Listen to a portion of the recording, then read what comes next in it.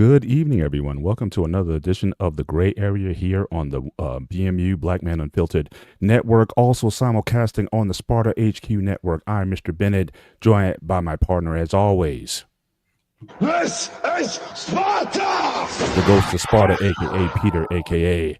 Poniotis. Yasu, my brother, what's going on? What is going on, my man?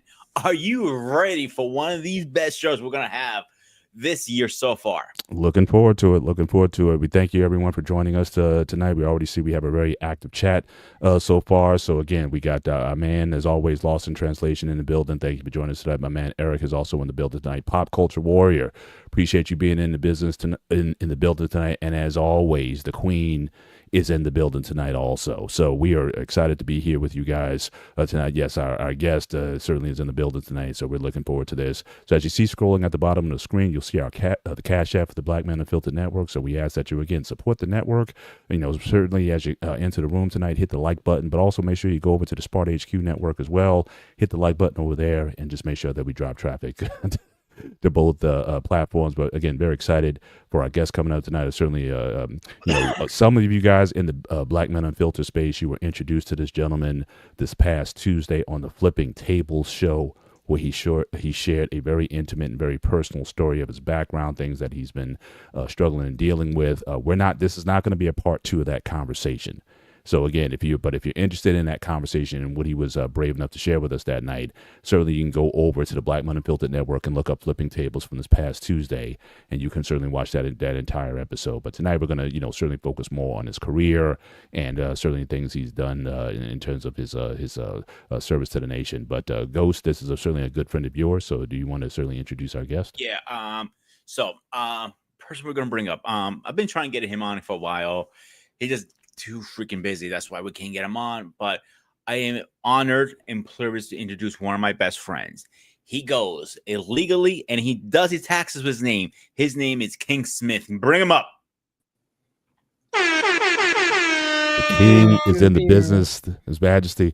Now, I keep telling you, you look very good in that black and yellow, brother. So I'm just saying, you're more than welcome to come over to the black and gold side of things, man. But again, there's going to be a respectful conversation tonight. Obviously, I'm a diehard Steelers fan. He is a diehard Baltimore Ravens fan. So this is going to be a testament here how a Steelers fan and a Ravens fan can have a respectful conversation in the place. Right? It is possible, ladies and gentlemen. Fan here? You forget about the New Yorkers here? New York Jets fan? Well, I don't know if we're thinking about you at this point, bro. Y'all need to rebuild, man. Who's your quarterback? But I am excited about your new coach, though. So again, Aaron Glenn, certainly was a solid Jet, and certainly looking for what he's going to do in New York. I think it was a good hire by the Jets. So, but definitely looking forward to this conversation. First and foremost, King, again, thank you for taking the time to join us tonight. But we're going to start out, with the most important thing. How are you? Hey, I'm doing well. And just give us an update. Okay. Hey, thank you. First of all, thanks for having me on. To everybody on Ghost of Sparta and the BMU's network. Glad to be back. I'm doing well. If you are new here, I just had an implantable cardioverter defibrillator installed into my chest. First steps of me becoming a cyborg or Iron Man, however you want to look at it. I am a week and 2 days now. Post-surgery, every day was better than the previous day, and I'm good now, man. I'm solid. I'm still at the last kind of tail end of the healing phase of everything, but overall solid. Happy to be alive for sure. Amen to that. Now, are they recommending where you can return, do some exercise or whatnot, or are they encouraging you to do that at some point in time? Do they have a regimen already laid out for you? Yep. So as of right now, where I'm at is everything is up to my own pace, stuff that I can withstand. I have a stress test scheduled for next Tuesday just to see how everything does with, working out and things like that. And the stress test is where you get on a treadmill essentially, and you start from a walking pace and they make the treadmill go faster and do all of the monitoring and hooking up and see how everything's working in the ticker. Gotcha. It's good to hear. Glad to hear it. But I'm going to start the show off because I know you're on limited time tonight. So, but again, we certainly thank you for your time. Pete, you want to certainly kick this conversation off? Yeah. And, before lead off, I do, I'll just come in. My first question to you, King, it's I want to say is a blessing and a privilege to have you in my presence and a friend and a brother. So I asked all my guests one question: what is your relationship with the military? What is my relationship with the military? Well, my pops is an Army veteran, and I am a U.S. Air Force veteran myself. I was in just under 10 years as an in-flight refueler, commonly called a boom operator. Wow. Okay, Wow, so you said your father was in the Army, right? Correct. He was in the Army. He got out when I was like in second grade, Mhm. and so I don't recall much of the time when he was in, as I was around what 6, 7 years old, around second grade. yeah. So the biggest question I got to ask you is, why did you pick the Air Force versus the Army? Good question. Hey, so that's a good question. Well, I picked the military. I have to go back a little bit because in high school I was I'm gonna say I was a decent football player. And I was trying to get some scholarships and things to play Division 1 or Division 2 football. Whoever was willing to offer me a scholarship, I had some offers, but none that were close to me. And the other option that I saw to get out essentially was to join the military. My dad straight up said, if you're going to join the Army or the Marines, we're not signing anything until you turn 18, because I graduated 17 years I old. So did once too. I did too. Yeah. yep. So once I realized that college football wasn't an option for me at that point, I started to look at the recruiters, and me and one of my homies, a good friend of mine, the Marines at the time had the buddy system, or like the buddy program. Mhm. And when I tried on those dress blues, I was in the mall trying on their dress blues. I also had the sword in my hand, and there was a group of girls who had walked by. And man, when I saw them see me and smile, I said, I got to do the Marines. But I went home, I talked to my dad about it, and he said no. He goes, I've been in the Army, I've been in the Marines, I've got peers that were in both of those branches of service. He goes, I'm telling you, choose the Navy, choose the Air Force. They treat you better and they set you up for success better post-service. And that was his words to me. And I actually listened. So my buddy did join the Marines. He's probably watching now. He don't recommend it at all. He did his 3-4 wow. years, got out, and he doesn't tell anybody to join. But for me, my time in the Air Force was fantastic. All right. Now let me ask you now. When you say you played high school ball, what positions did you play in high school?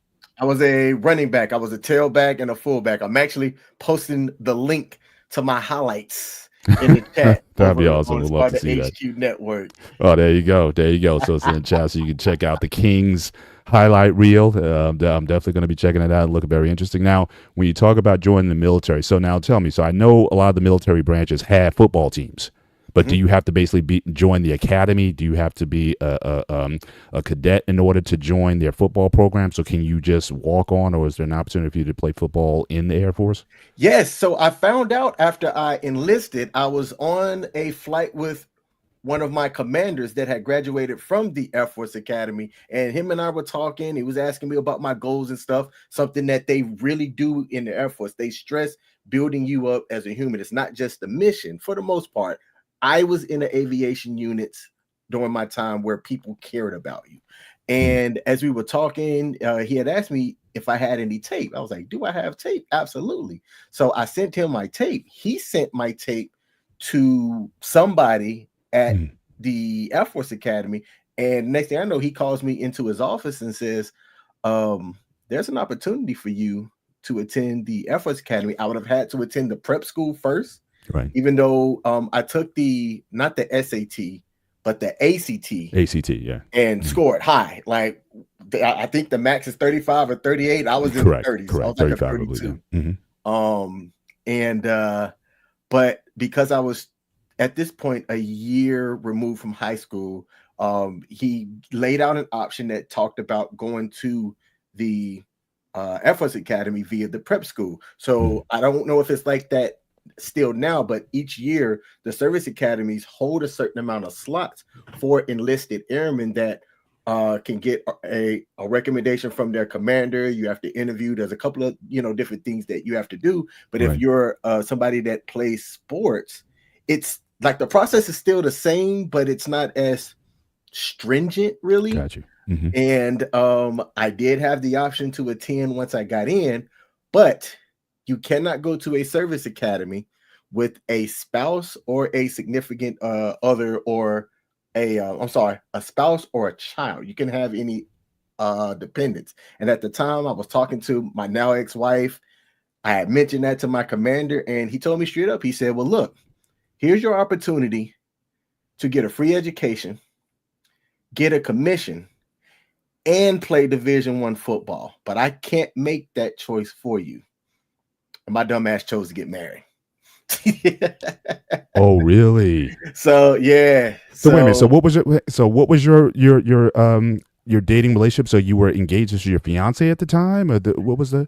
We weren't necessarily engaged. So her and I were talking. We were together, but she was in college at the time. She was going to Tuskegee, and I was stationed at my first duty station was Robin Air Force Base in Warner Robins, Georgia. Mhm. And from where my hometown and the college is to where I was stationed, it was a 2.5 to 3 hour drive, whether I was going home or going to college to see her or whatnot.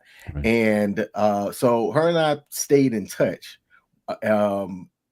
Kind of a serious relationship, but being that she was dead set on focus on school, I was, in the service. We didn't necessarily have a life plan really, but then she couldn't afford college at one point and moved back in with her parents. And at that point, things changed for her because I don't know. I'm not going to say I was looking to be married, but when you like somebody and they start talking about it, it kind of sits in the back of your head. And then I brought it up to her at one point. She said, well, I'm in school and I'm primarily focused on that. So I'm like, okay. But then when school was difficult for her, now it's like, well, marriage might be something that I'd be good with now. And Wow. I got this other option of going to the service academy. Wow. Looking back at it, man, I mean, look, life happens the way that it is. I'm here where I'm at today, but as her and I got divorced, one of the biggest arguments that I had was I turned down a commission. I could have been a pilot, played Division I football for you. So yeah. So to answer your question, there is a way to do it once you're in, as the service academies do hold spots annually for people who are currently enlisted. Wow, wow. Okay. That's a story. You're gonna a lot of guys gonna be looking at this, and they may be looking to have that conversation with the girls. Like, well, I don't know. I think I may take door A this time. I would tell any person now to set yourself up for future success. It's not about relationships or anything like that, but that right there is an opportunity. You can always get married, right? But you don't always have the opportunity to get an education from a service academy. That itself on its resume stands out. Yes. Not everybody has a chance to get a commission in the military. That right there stands out. So I would go back and I would tell myself or any person, man, woman, whatever, that was staring at that kind of an option, I would tell them, go to the service academy. If absolutely. That person look, really likes we may have to clip this. We may have to make a little short and keep and play this again.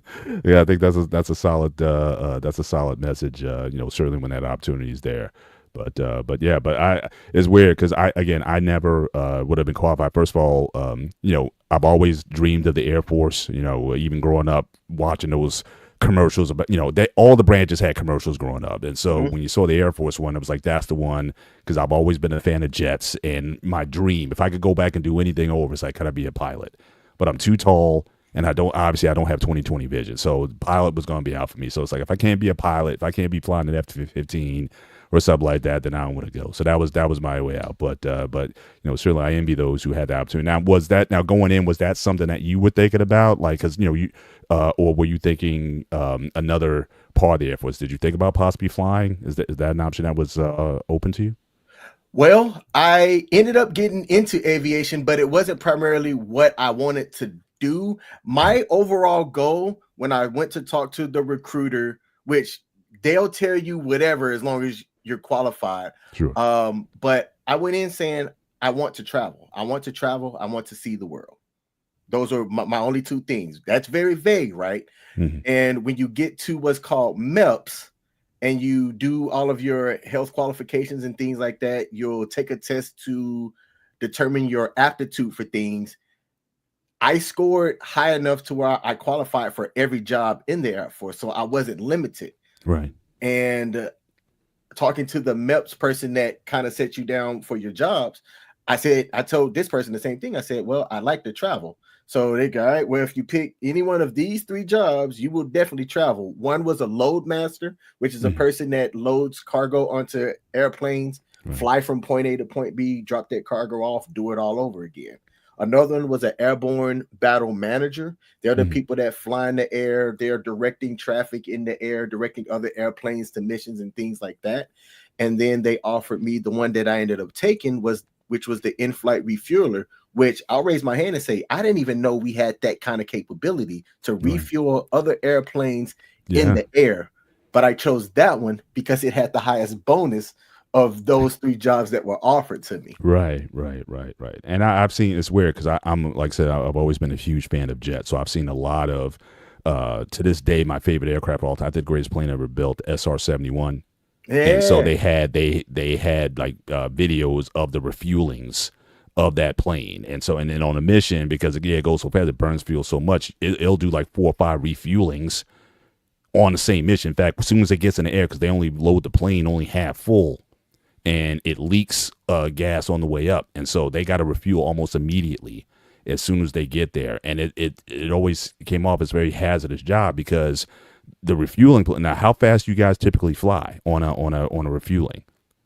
If we're doing fighter jets, we're flying fast. Oh man, it's been a minute. I'm gonna say anywhere averaging around like 450, like to do it miles per hour. 450 miles per hour, but in the air you're measuring it by knots. Right. Because they would say that like the plane itself, it was meant to go fast. If it went under 300, it would literally just fall out the sky. So it was always this thing. It had to slow down enough for the refueling, but the refueling ship had to go fast enough to support the plane. So that was always a Harry's, and then we certainly talk about that in the future part of this conversation. But I'm gonna but Pete, you can take the next one. Yeah, because the F-14 is the best plane ever built. I'm sorry, I'm gonna pop you bubble there. Yeah, because you're a Top Gun fan. That's why you're saying that. Yeah. But the SR-71 is arguably the greatest plane. I don't care about the F-22 Raptor and all that. Look at the specs, what they were able to do. They built this plane in the 60s. It's still the only Mach 3 plus air-breathing plane ever built, and I don't know if we're ever going to build another one. So it's classic, man. Plus, it's like the X-Men. You know, their plane. You know, it's inspired by the SR-71. So I mean, come on, man. It's the best. It's just the best.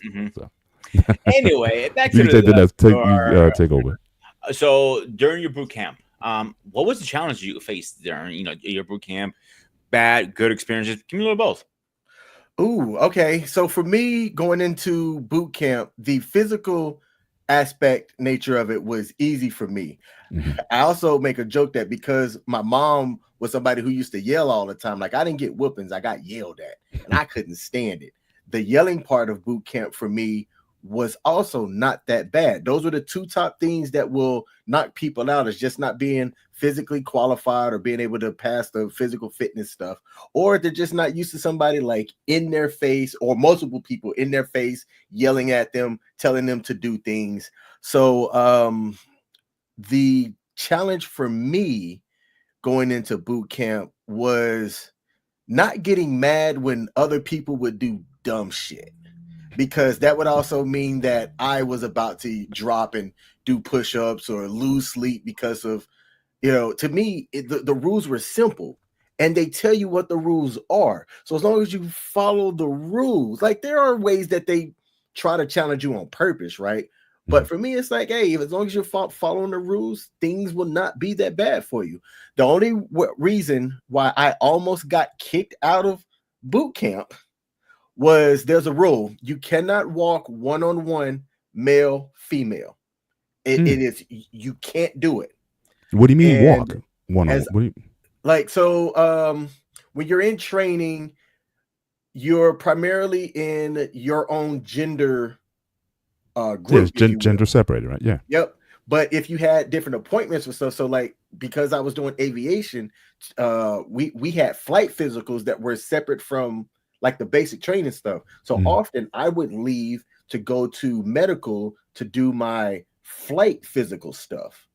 And there was one instance where I was walking back to my dorms that another single lady, a young woman, approached me, and she was confused. She was there for like a week and a half. She didn't have an escort going with her, so she didn't know how to get back. So she stopped me to ask me for directions. I took 2 steps back and said, I would love to help you. I'm not supposed to help you. Do you know what unit you're in? And she said a unit I had never heard of. I think I'd been in basic at this point like 3.5, 4 weeks. Right. So I was only maybe 3 or so weeks in front of her. I think she had been there like 6 days or so. Right. And I said that to her again. I kept like a 4 foot distance from her. And I told that to her. And I said, okay, let me try and get somebody like a permanent party member here to help you so that you get help and I don't get in trouble. Again, I cared about not getting in trouble. I took 3 or 4 steps, and so we're outside in San Antonio, Texas at this point. I hear skirt, and right on the side of the road, a TI comes out of her car and just starts ripping me because I'm wearing my full stuff at this point. Because as you come in, you kind of graduate to what you're wearing because they like ease you in essentially. Right. And this person didn't have her stuff. So you can visually look to see where somebody is along their training. And she's like ripping me a new one. She goes, you know, not to be. And that's the person that's been here longer. And she never asked me what was going on. Right, right. Didn't give me the opportunity. She's like, where's your unit? Blah, blah, blah. And I'm like, ma'am, it's over here. Like, let's walk right now. And then she turns to her and she goes, get to your unit. And I look at this young woman try to form out of her mouth, I don't know where I'm going. He was helping me. She got 2 words out. I don't. And the TI goes, I don't care. Go. And I'm like, wow. Why is this a thing right now? Like, what is happening? So we still walk. This lady, her car is still on the side of the road, like one of the main roads. She put her blinkers on. We walk back to my unit.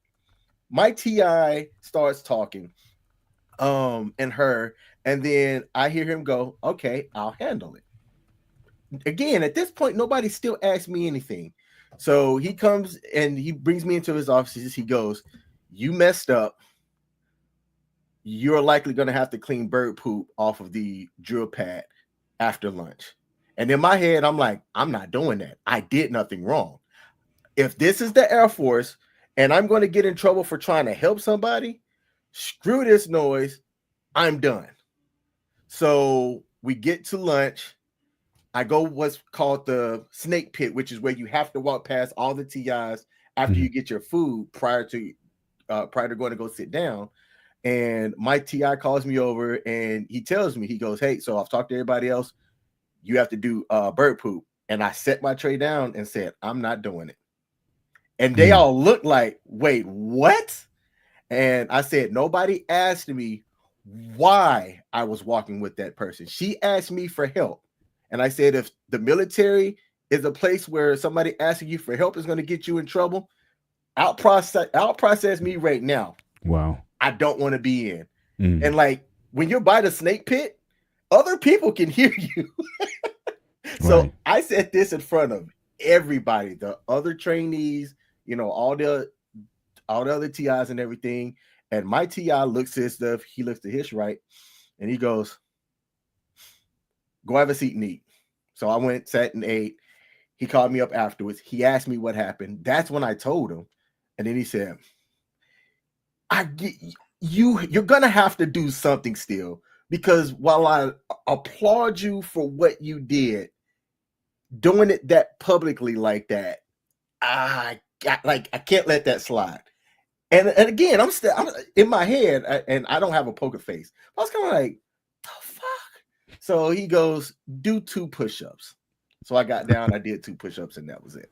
Wow. Now, what do you think about your personality, your background that gave you the boldness? Because I know a lot of enlistees at that point may have capitulated to the demand. What was it about you think, well, you could stand your ground, especially in front of all of those TIs at the snake pit? What was it about you that you believe made you different from those others? Because that's a bold move to stand up in that situation.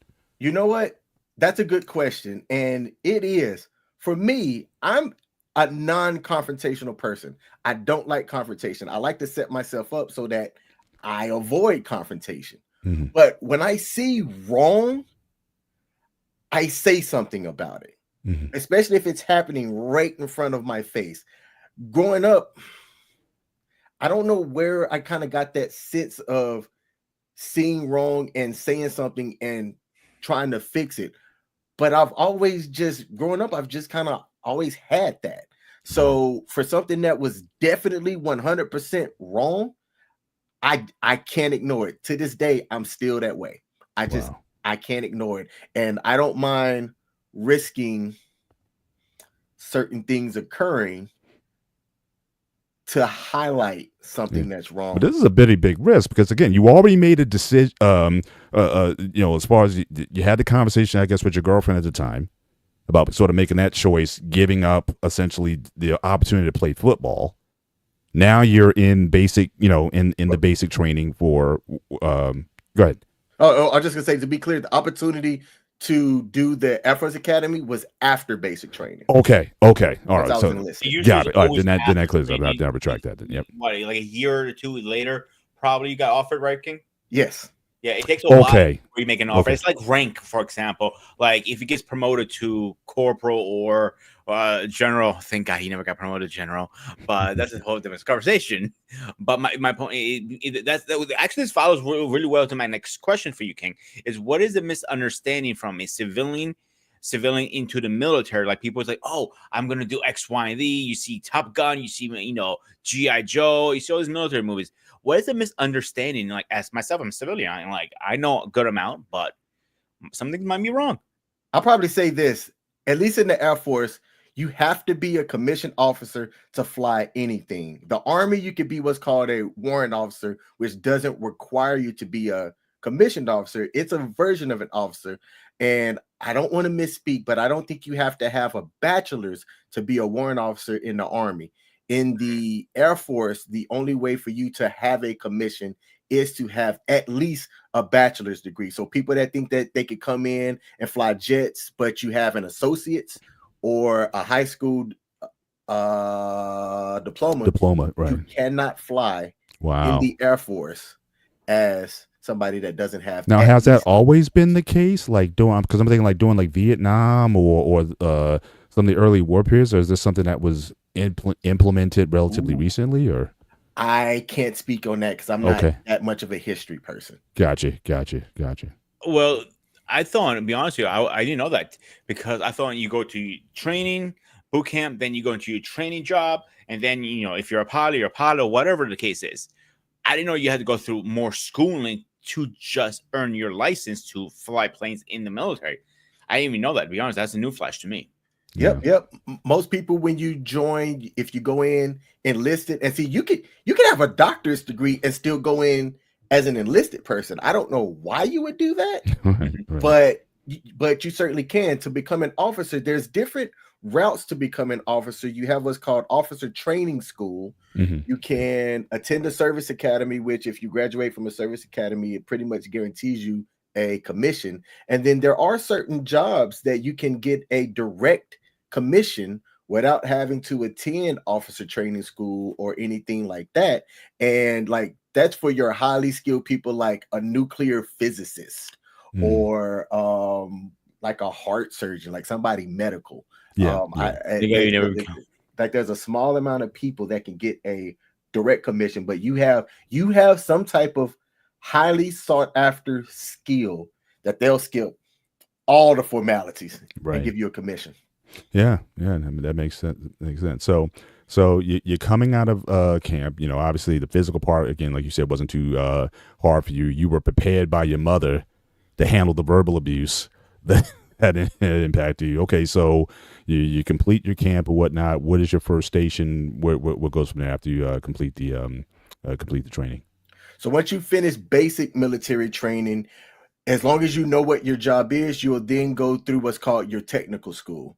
And your technical school varies based on whatever your job is. So for mine, I've done basic military training, but I have to get that specialized training for my job, which Correct. is basic aircrew undergraduate course. It teaches you all of the things aviation, lift, drag, roll, all of the basic stuff, and some, aviation history.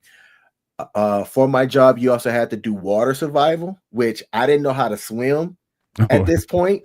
So I That's the wasn't second sure one. how that Mandrell. was I going think to work. Mandrell said he didn't know how to swim either. It's like Believe all these it or guys not- in there. Believe it or Feel- not, most people who are in different branches, except I think Marines and Navy, like Army and Air Force, like you guys, I don't know how to swim. You'll be fine. You just don't jump in the deep end. You'll be fine, kid. And I'm like, but they're going to throw you in the deep end. Yeah, Yeah, you you- still got to go through it. Yeah. Exactly. And especially for your water survival. Now they'll give you a vest. You also get a special colored hat because it's to identify you are not a strong swimmer. But as long as you don't have a fear of just like the deep end of the water, you'll be fine. They're not there to kill you. Mhm. After water survival, you do what's called land survival, which for us specifically, that was one of the hardest courses that you have to do in that job, which I don't know if they still do it now, but there was a high chance of you becoming a POW. So you go through training of what it's like to be a POW. And even for a training environment, that shit sucks because they're not allowed to beat you up, but they can get physical with you. Right. And you get simulated, your airplane's going down behind enemy lines, and you have to escape to a rendezvous point. Well, it's still set up that you are going to get captured at some point. And how do you survive peeing and pooping in a bucket? If you go during the winter, which is what I did in Spokane, Washington in January, you're not having to deal with freezing temperatures, Right. getting slapped around, no food for several days, or bread and water essentially. And that was probably the toughest part of my training, besides after surviving land survival, then going to my specialized training to learn how to refuel airplanes in the air. And that was about 3 or 4 months. Gotcha. Now, let me ask you this, because obviously with some of these other branches of the military, they have what is considered the sort of elite forces, as far as combat, weapons training. Obviously you think of Air Force, that may not come to mind per se, that Air Force officers or enlistees. Are you taught those sort of things, weapons, and do you have like a standard issue gun or rifle? Do you go through hand-to-hand combat training? What's that like? Because you don't think of that. You got the Navy SEALs, you got the Green Berets, you got the Delta Forces, you got all those other ones. But what about the Air Force? Is there because they're typically not known for that. Yeah, so that's a good question. In the Air Force, it's specific to your job. So everybody has to qualify on a rifle in basic, no matter what your job is. For aircrew, enlisted aircrew anyway, it goes a step further, and you also have to get qualified on the M9. I'm sorry, not the M9. Like a Glock, the smaller handgun. Right. Past that point, it depends on your job. So the Air Force does have their version of special forces are the PJs, pararescue. Those guys get trained across a range of other weapons that the average enlisted job or person doesn't have. And like I say, it more depends on your jobs, because like even the MPs or the police, they'll get training across various weapons, but it depends on like where they're stationed, because there are some MPs that are called Ravens, and Ravens are guys that fly with aircrafts going into certain locations, Mhm. and they might get additional specialized trainings on weapons that other MPs in other places don't have. Right. And what about hand to hand? Is there that kind of training as well? There wasn't when I went through. I went through in 2002. There wasn't when I went through. I don't know if they've added anything to that, like how I know that the Army does and the Marines do. Gotcha. Now we have this question here by Jack Sheehan. Again, thanks for joining us tonight. Again, I'm not familiar with this. Is the process the same with JTACs? Yes, so the process is the same. You will do basic training. You'll do your SEER school, which is the land survival that I was talking about, the water survival, and then once you finish your basic aircrew training as well, and both those survival schools, you'll go through your JTAC training. I don't know where the JTACs do their training at, but because some places they'll go to their first duty station and do it. My job, you have a centralized training unit that will give you your specialized training. Then you get qualified, and then you go to your first duty station. But Gotcha. JTACs for the most part, have the same land survival and water survivor training that we had to do. The one thing that the JTACs don't do that we did, but they've stopped in most recent years, we also had to get parachute qualified. JTACs didn't, because, and this is a morbid way of saying this, if the JTACs got hit and went down, there was way more people on their aircraft than on mine. We had either 3 or 4. So we would get parachute qualified, but the folks that flew on the JTACs didn't.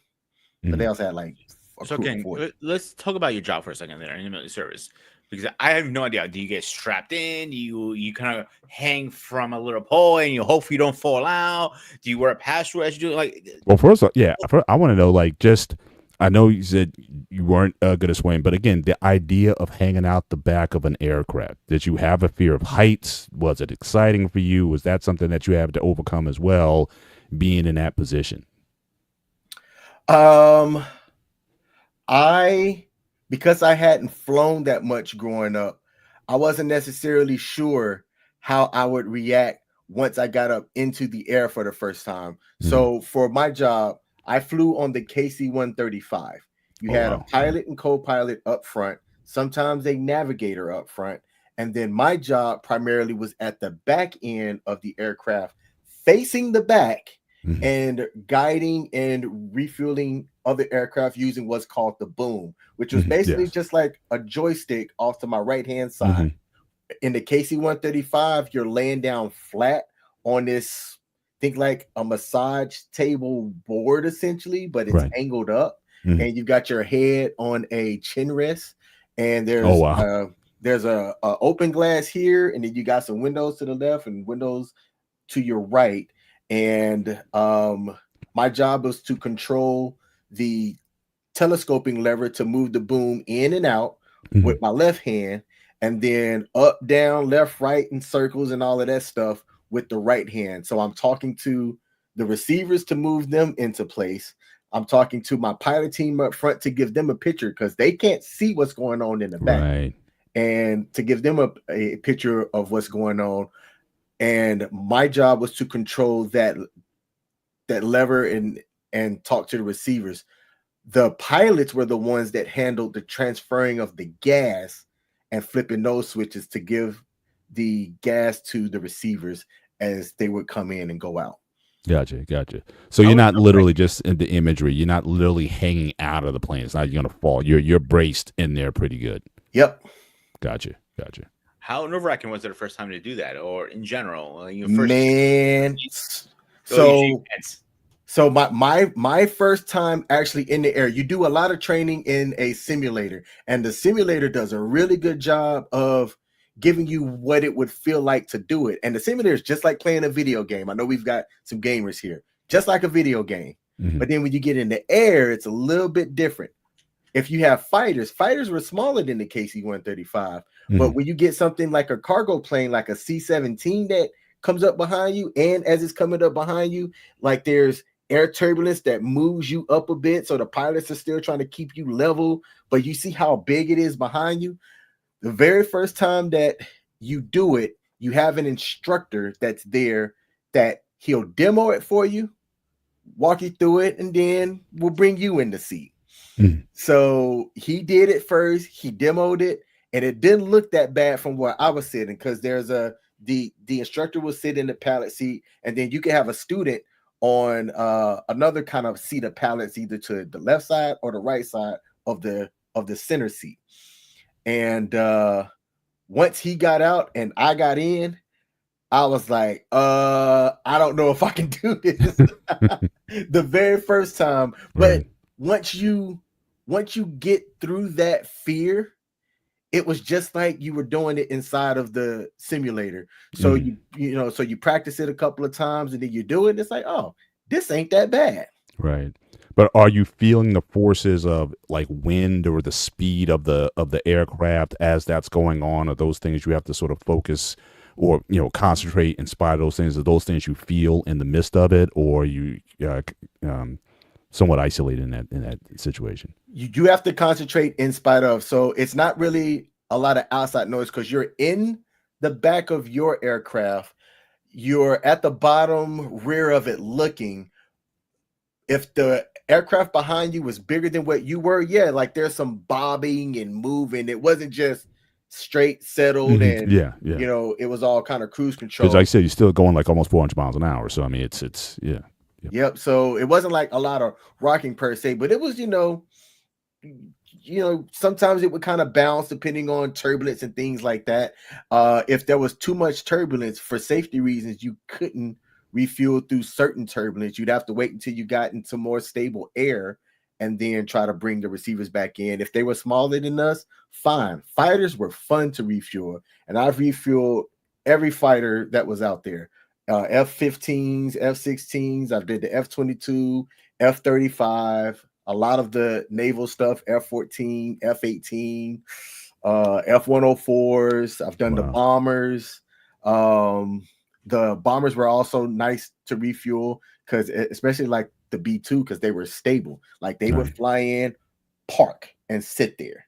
And they made it easy. But when you had rookies, or sometimes like not necessarily the smoothest air, you would earn your money, because things is bobbing around and you're trying to keep everything stable, not scratch up their aircraft and things too, which happens.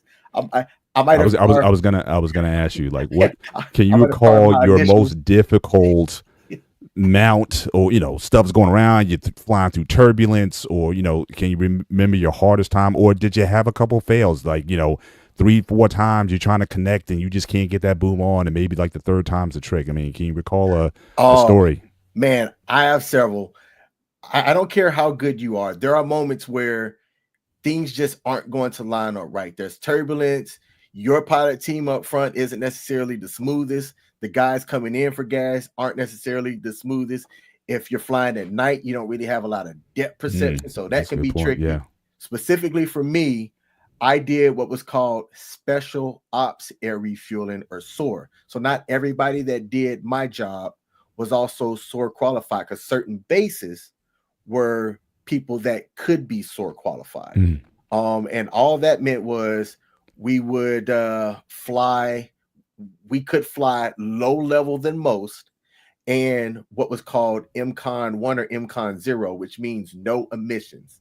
So I actually could have that flipped, but the lowest MCON level, which you don't want to have lights, you don't want to do radios, because people can track that stuff, but you still need to give gas to somebody that's out there. Right. So my hardest one to kind of answer your question was doing a Special Ops air refueling with no moonlight, no nothing, and you have a blacked out aircraft coming in behind you at night, and you're trying to ensure that you give gas and not kill anybody. So those are always my more challenging ones, because you like sometimes you won't know that they're behind you until they're right there. Yeah. What was your most scariest refueling for you? There's a procedure that's called a breakaway. It's something that you train for until you get it and you say it, and you can say it without being scared. So a breakaway is a procedure in which once anybody calls a breakaway, so it could be the boom operator, the receiver themselves, or your pilot team. Once anybody says that word, there is a procedure in which you have to disengage the boom. The receiver should lower their speed and drop down. Our aircraft should push up their throttles, gain speed, and climb up. The procedure is to separate the aircrafts because somebody might be about to hit somebody. Mhm. And I've had to call myself. I've been a part of 7 breakaways total. One where I'm like, this might be bad. And the way you would say it is you would say your call sign. So if my call sign was Gasser 22, Gasser 22, breakaway, breakaway, breakaway. You say it definitively, you say it loud so people can hear you, and everybody can do their part. Right. And I almost got ran into the back of one time by somebody where their pilot was absolutely wrong. He came in too fast. Too fast.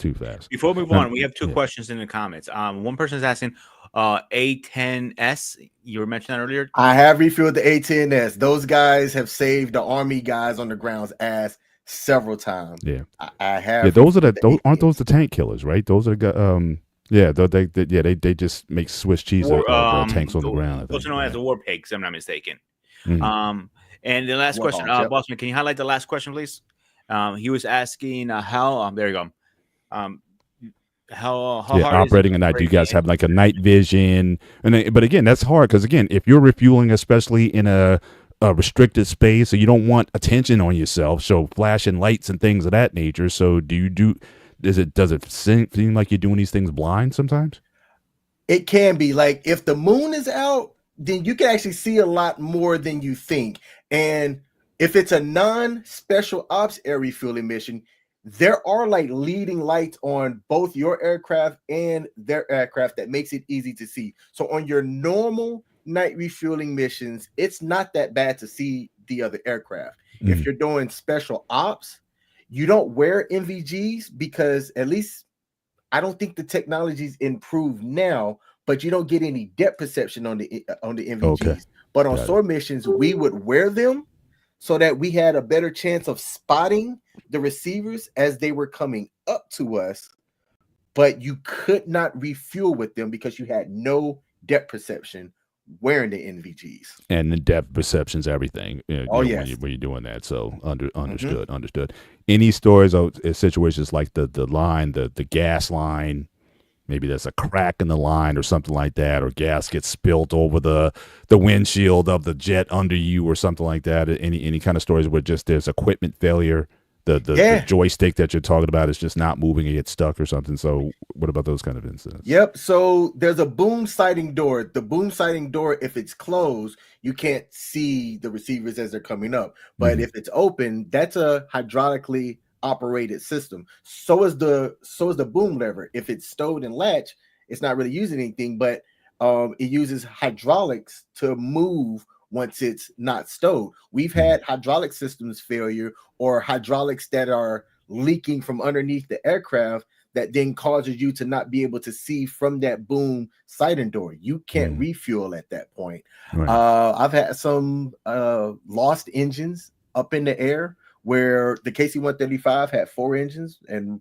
one engine, for whatever reason, decided it didn't want to work. So now we're having to make an emergency landing on 3 engines, which is more than enough power to fly and safely land an airplane. But you obviously don't want to keep flying on 3 engines, because what if you go from 3 engines down to 2 engines? So I was going to ask you that. What happens if you go down to 2? You really hope and cross your fingers that the pilots that are flying that day knows their shit, because the less engines you have, the less thrust that you have, and you have to have enough thrust to keep the plane in the air based on like the weight that you have and things like that. So it might mean a situation like, let's say we took off one time, and when you take off, there's a takeoff weight that you have to be under or over, and then there's also like a landing weight. You can't land too heavy either. So one time we took off, lost an engine in the air, had to come back and land, but we haven't offloaded any gas. So we had to go fly to an area, dump gas out, so we could get within an acceptable landing weight and then get to the closest airfield that we're authorized to go to and land lighter because we only had 3 engines versus our full 4. Are you saying let gas go? So you just let the gas out and it just falls like rain down? Yes, sir. Somebody goes outside. It's raining, but wait a minute. That doesn't smell like rainwater to me. Yeah, and to the people out there are designated refueling tracks over the U.S. Also Overseas. across the ocean and things like that is restricted airspace. So if you're wondering, like, well, how do you know where to go?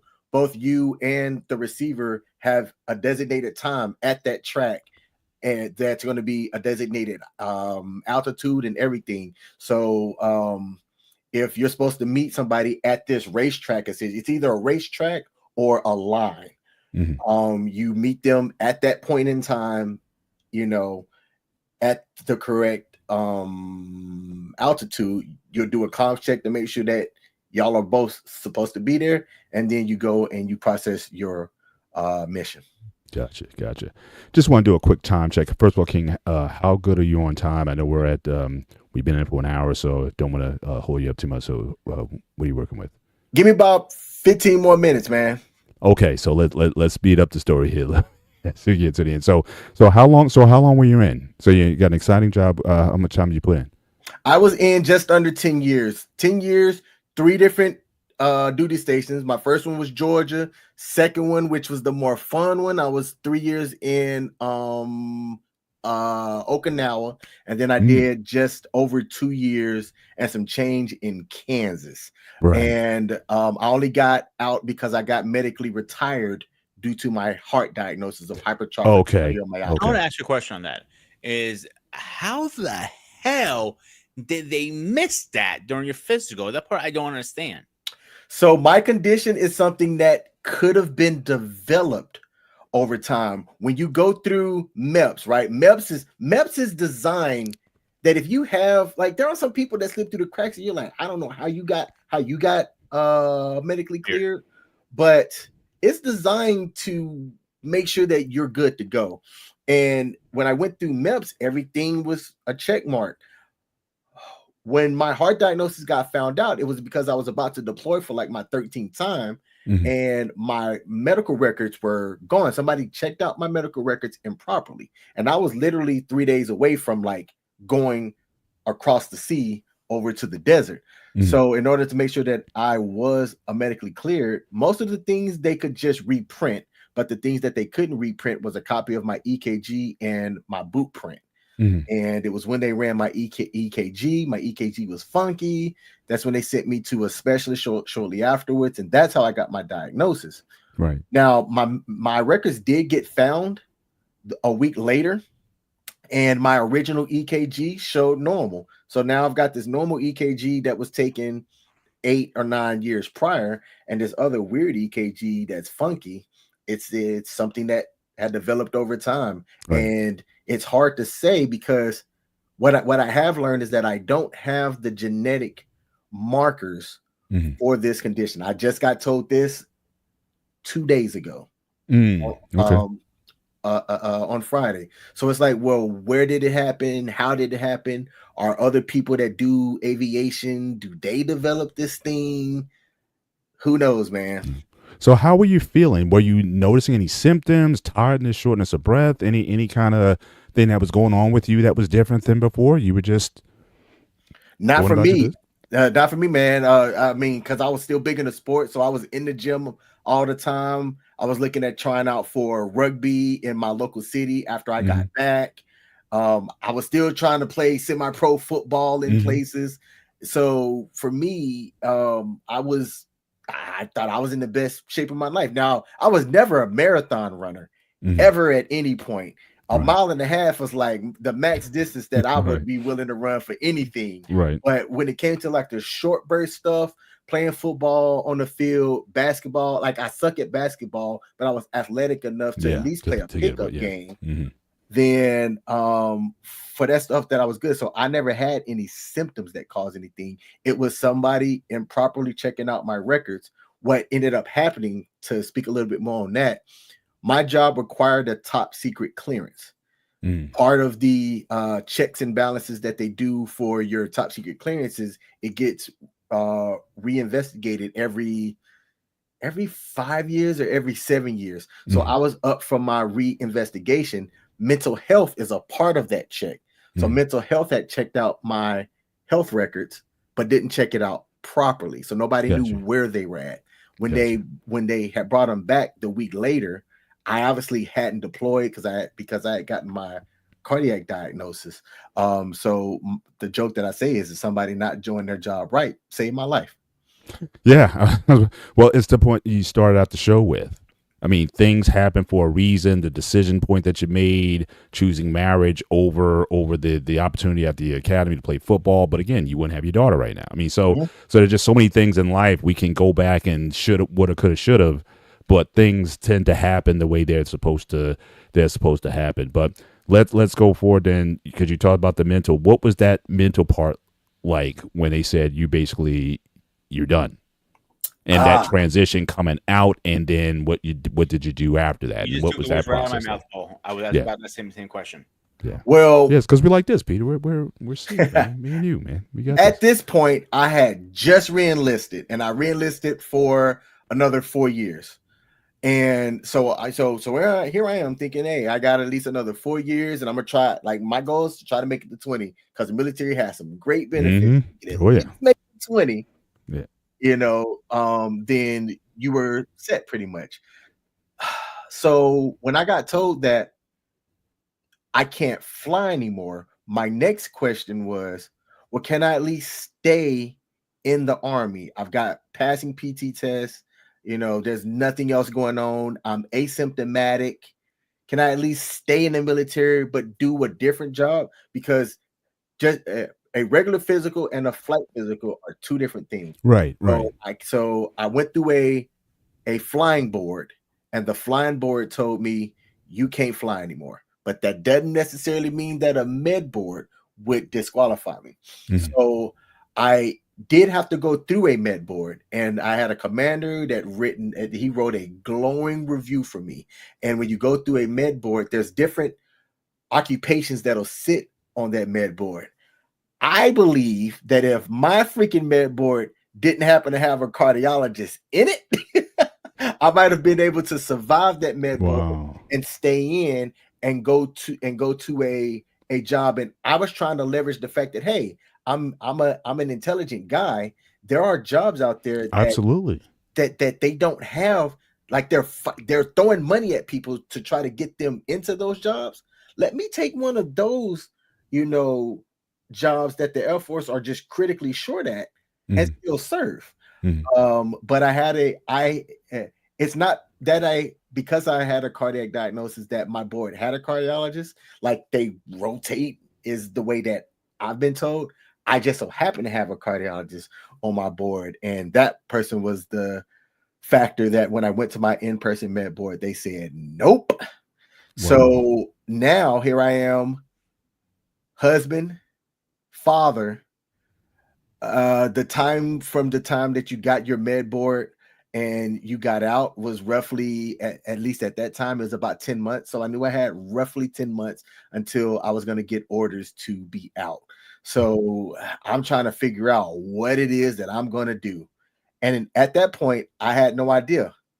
But remember, I told you, my dad said that the Air Force is more likely to take care of you. And I was somebody that was known for doing a good job.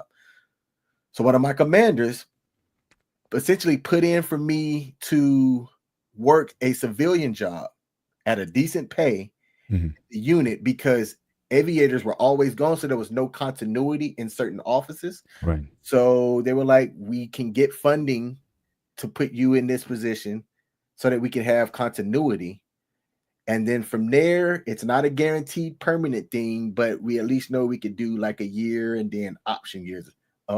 Essentially, if I didn't have that, I have no idea what I would have done, but I was able to leverage that to get into the job that I have now, actually. Wow. So that essentially. So you didn't have that letdown. Essentially, they're kind of saying no to me. I've been Right. serving. I did my thing, and this also gets into my question I always like to ask, especially the military guys when they come on. Obviously, the name of the show is called The Gray Area. And a lot of times when you go into something that's very black and white and you're doing things, everything's going, and then, in the course of your service, you're throwing sometimes these curveballs. So I would ask you then, based on this experience that you had, the time they're saying you have to leave, but then this opportunity opens up for you. Is there anything that you see now in shades of gray where before you might have looked at things a bit more rigid, but just the experiences that you had in the military and the service that you did, the grayest area that you came out of all this with that sort of shapes how you think today?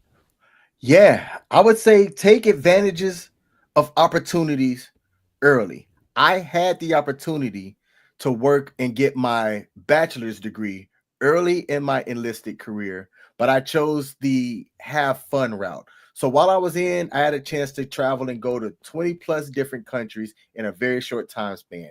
And that was great for me being able to see the world and understand that the world's a lot smaller than we think. But I could have set myself up in the future if I would have took advantage of educational opportunities and stuff early, so that I could have gotten to that point and had already had my bachelor's if I would have focused a little bit more. And that would have allowed me to have other opportunities once it was known that I was not going to be able to stay in the service. So looking back, that's the one thing that I would say: take advantage of opportunities to either gain a skill or gain knowledge early, so that you could have options later on in life should you come to a fork in the road or a point where you need to exercise some kind of option. Right. And it even goes back to, again, the opportunity for the academy. Again, another example of that. There was an opportunity there to always take advantage of those. Ghost, you can ask the final questions, and we can wrap this up. I know you're short on time. Two comments I want to read off, and I got one last question for you. So, one of the questions are: how did you pass the PT test? Because the Army is 2 miles. The Air Force is 1.5 miles. So he said he had a mile and a half. So I ran to the Air Force's 1.5 miles. And the second one is for our friendly neighborhood pop culture warrior is telling you, tell Smith he had people waiting on him. He knows. You want to explain that? We play in an online NCAA football league on the Xbox. And I know what you're talking about. That means everybody else has played their game and they're waiting on me, which I'm the slowest person in that league. So they might be waiting about 2 days. So my last question, I always ask everybody who comes on. I ask CQ, I ask Rob, I ask Mandarin, whoever's. I ask them, tell me the most funniest story that happened to you in the service. And I have some funny ones. Let's see who can beat this one. Rob, Angry Elf is number 1 so far. Man, I don't have a funny one. I'll probably say in the mirror. I'll probably say something that happened that looking back was kind of stupid. Was I was in France and I partied hard, and I woke up. I had no idea where I was at. I was in somebody's house. It was a nice house. No idea where I was at. What happened the night prior? I probably had way too many that I was throwing back and drinking on. And then as I'm trying to get my bearings and figure out where I'm at, other people in the house are starting to wake up. So they're like, hey, Smitty, you hungry? And I'm like, yes. So like they throw down and they're making crepes and this fancy ass breakfast, and I'm still like eating, and I don't recognize anybody, right? And everybody's talking and laughing it up. It was 6 or 7 of us that were there, some men, some women, and I'm still trying to figure out, like, all right, I don't know where I'm at. I believe I could get back if I were to just show my hotel key card to somebody. And after we get done eating, I'm like, all right, y'all, thanks for the hospitality. I still don't know anybody's name. And I guess the one lady that I was partying with was like, well, where are you going? And I'm like, I don't know the name of the hotel. I was like, but here's the key card. She was like, I'm going that way. If you don't mind riding on the back of my bike, I'll take you there. So I'm like, okay. So after having breakfast and, chilling up this nice ass house, I was riding on the back of this lady's bike, getting back to my hotel. Wow. and like, we didn't, because I didn't have like a cell phone or anything back then. At least overseas, I didn't have anybody's number to exchange. But they said, "Hey, if you want to go back out tonight, the same spot, all of us would be there." And I'm like, "All right, cool, I'll be there." I did not go back. I could not party the way that they party, and I'm 19 at the time, like 19, 20. So there he is. Look at that. Yeah, that's me ever right had there. hair? When I still had hair and about 80 pounds lighter. That's I am in contact with 2 of the 3 that's in that photo. The lady right there, she's an amazing pilot, and the navigator, the real talk. Actually, no, I think Dale was a pilot. I want to say the one in the glasses, he was our navigator. But the real tall guy and the lady right there, I still talk to this day. And this picture might have been taken 2004, 2005. Very cool. Very cool. King, so, we're gonna have to, certainly if you'd be willing to come back, because there's so much of the post career that I'd certainly love to chop up with you. And I know you're doing some great things, certainly in this YouTube space. You and your girlfriend Michelle. Shout out to her for certainly. I'm not going there with you yet. Let's save that for the next. Let's save that for the next show. But I know she's been certainly in your corner. You guys have a terrific. You guys have a terrific podcast that's going on right now and whatnot. So just in the minute that we have left here, shout out your stuff. So we already got your link. So we're going to share your football highlights. But also. Just let people know, where they can find you, what you're doing, and but I'd love to have you back. You and possibly Michelle talk about what you guys are doing on the relationship front. Yeah, take the floor, say whatever you want. Just don't embarrass yourself again. Absolutely. So, all right. Hey, first of all, again, like I said at the beginning, thanks for allowing me to come on my platform. I could talk about my service in the Air Force all the time. I think that my time in the Air Force helped shape me to be the person that I am today. I was able to get out of Alabama, literally see the world, meet people from all different places, and I'm definitely thankful for that. I can be found on all social medias. If you look up the actual King Smith or just King Smith, my profile is likely going to pop up because there's not a lot of King Smiths out there. Separately, my lady and I do something that's called the King and Me Show, which is a live stream every Mondays where we talk about dating and relationships. And we open up our relationship to people that are out there as a couple that are 2 years dating now. And we're trying to combat the narrative that there's a lot of bad options out there. Certainly there are bad things that are occurring, but if you're willing to do the work yourself and find somebody that's done work for themselves in their lives, the King and Me shows how we showcase that you can meet somebody and it not be trash. So that is on YouTube, Facebook, Instagram. We're live on TikTok now. If you look up King and Me Show or The King and Me Show, it should pop up. That's Mondays, 7 o'clock Eastern Standard Time Zone. My personal live stream that I'm doing is called the Royal Mindset Series, where I'm trying to encourage people to change their mindset in hopes of changing their life. That's every Wednesday at 8 p.m. U.S. Eastern Standard Time Zone. Absolutely. And so all these guys from Alabama, shout out to Mandrell. Roll Tide, baby. What are all these Alabamians, man? They're just popping up in the space, man. That's amazing. All these guys here. But I can tell you guys, again, I find myself, King, listening to your show. I don't know why I'm listening. Usually that's my dog walking time. So I'm usually with him, but I must say, again, it's a very engaging show. They have a very mature conversation. And, certainly I highly recommend that you, definitely check out the show, even though they're both of them Ravens fans. And obviously, he's Roll Tide. Is that Roll Tide right there? Is that Roll Tide? What was Oh, that? a Ravens fan and an All Alabama fan. I joking can't take aside, it, but for the sake of the show, I'm willing to tolerate it. But all joking aside, bro, like you and Michelle make it work. And I gave you so much respect. Like most people won't put their relationship on the air, talk about whatever, and be okay. They have their online relationship and a behind the scenes relationship. I seen both of you guys in live. What you see online is what you get. The only difference, King needs your phone book to stand up there and kiss her. That's the only difference. she is taller than me. Like people are actually 6'2". Surprised by that. They're like, "Oh, she's taller than you." I'm like, "Yeah." I remember when I first met her. I came to your house. I opened her like, "Holy shit, you're fucking tall!" Like he's getting up. Like you better come down this way because I'm not coming that way.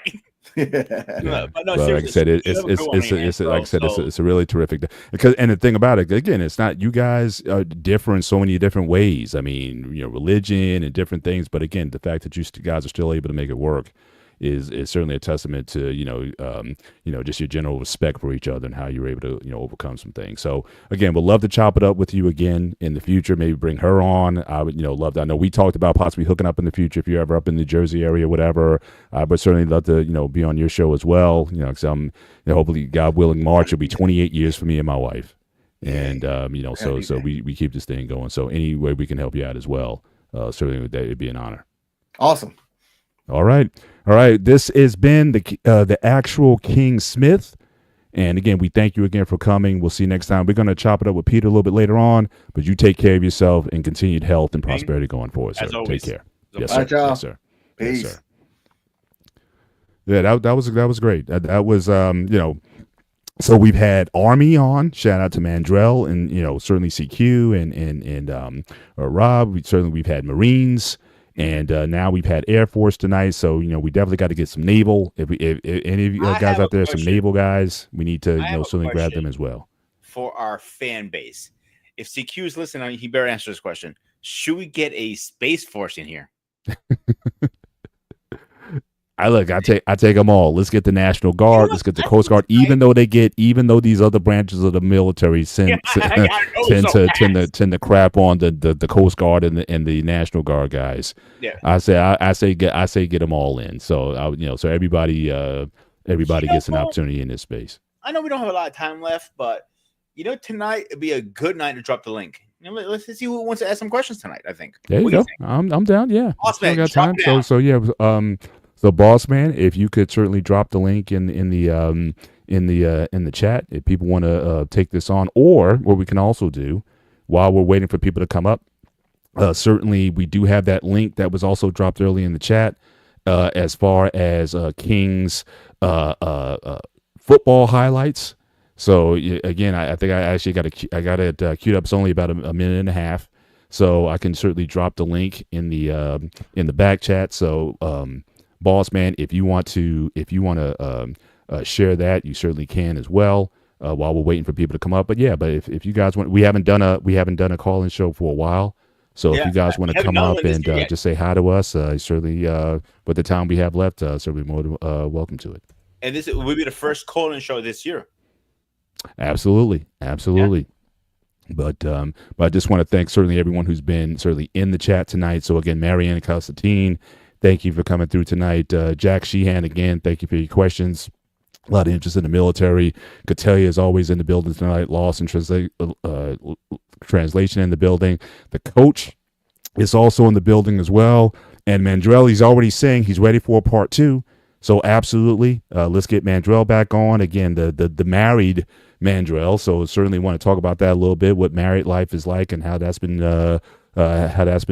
treating him. So yeah, definitely looking to do round 2 with. I will say one thing, Paul. I know me and you be talking behind the scenes. Me and him talk almost daily. So a little behind the scenes, at least at the gray area. We have our meetings every Friday. So part of our meetings, me and Paul we have an idea. I'm not sure how we're going to work this, but we're working the details out.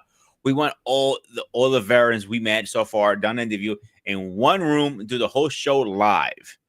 Probably at Bossman's house, most likely. But I'm just volunteering his house. He's probably just cursing me out. It's a nice looking house.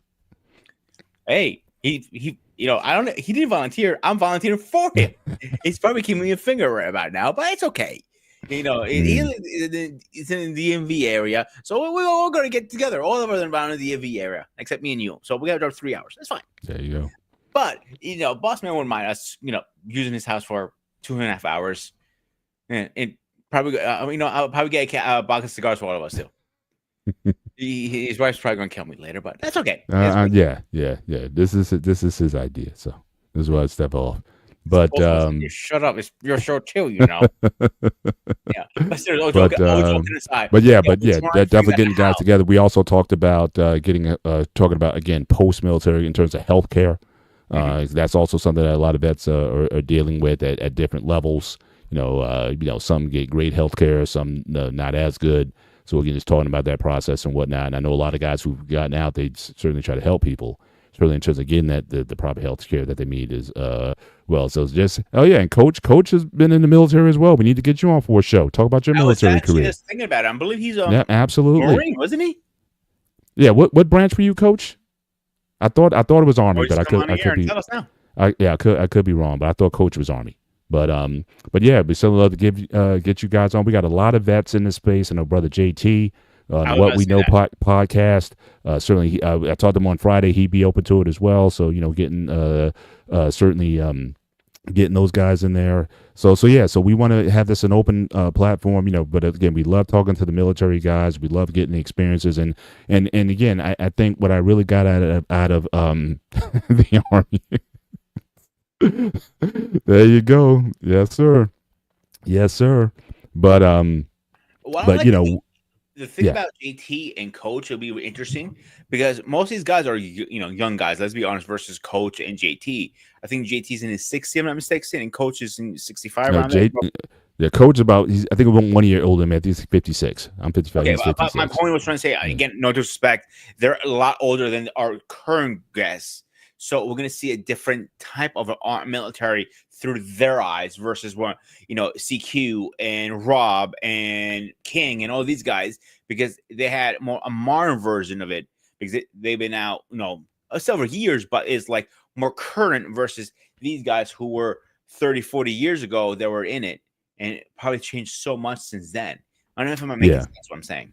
Yeah, it does. It certainly does. And we can certainly broach that subject. But really, my takeaways from this evening is, and this is something that I've also learned, I guess, over time as you get older. You think about your life, what turns it could have done. Could I have had a better childhood? Could I have had a better situation? But the more I go on and think about it, the more I say to myself, I wouldn't change a thing. So all of the hardships I might have had growing up, certainly with my parents, with, the separations, with all the things that are going on, every step I wouldn't have what I have now. I wouldn't have my wife. So it's almost like that, in the MCU space, the space-time continuum, the multiverse thing. If you just click something off, just change one thing in the multiverse, everything kind of goes in a different direction. And so it's just the path that I'm on is the path for me. And I think that's certainly something that certainly as I've gotten older, I've come to accept. And you get to a point where you realize that what, I wouldn't trade my life with anyone's. And so the fact that I have my family, I have my daughter and I, we went out for dinner tonight just to break bread. Because one thing I'm also realizing in the recent this past week is really the fact that my daughters still need me. It's like I've always kind of had this attitude. My wife and I are talking like, hey, we're going to be empty nesters and we're going to be, traveling and doing all those things. Now it's our time again. But even with my daughters being adults, they still need me in their lives to like a very intimate degree. They want me to have a conversation with them and really get into their lives and what they're doing, what they're thinking and their ideas. Now I've always had an open door policy and say, hey, you can come talk to me about anything. I'll make time for you. But they want me to make time. And it's important to them that I still engage them and I still check in on them and make sure that they're good.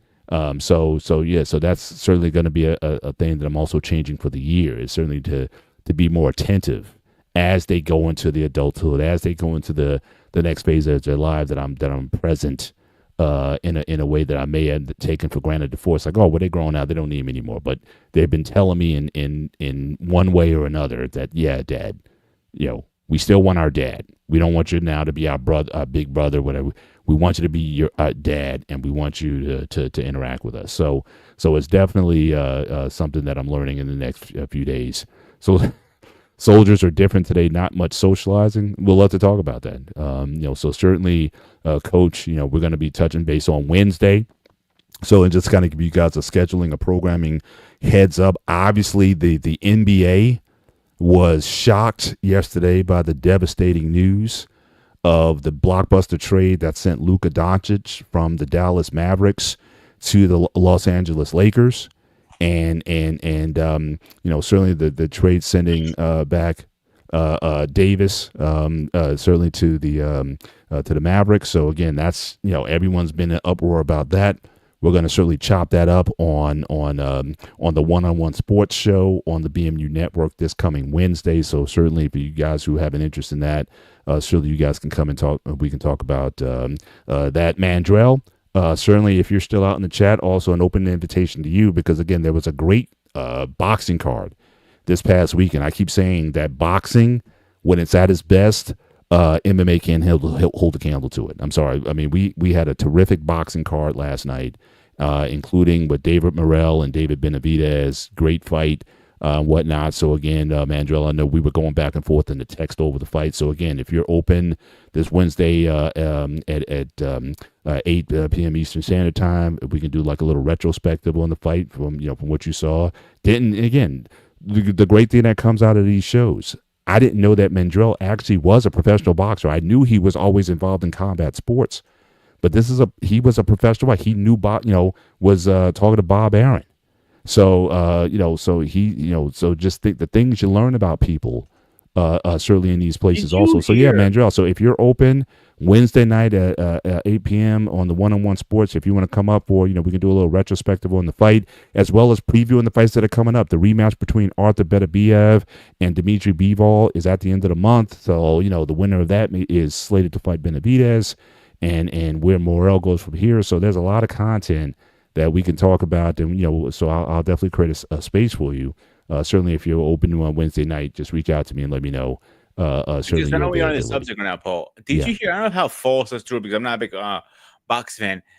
Jake Paul and the two pro ballers are going to fight each other now, I'm hearing. I have no idea, and I don't care. I am an anti-Paul, anti-exhibition. I like boxing in its purest form.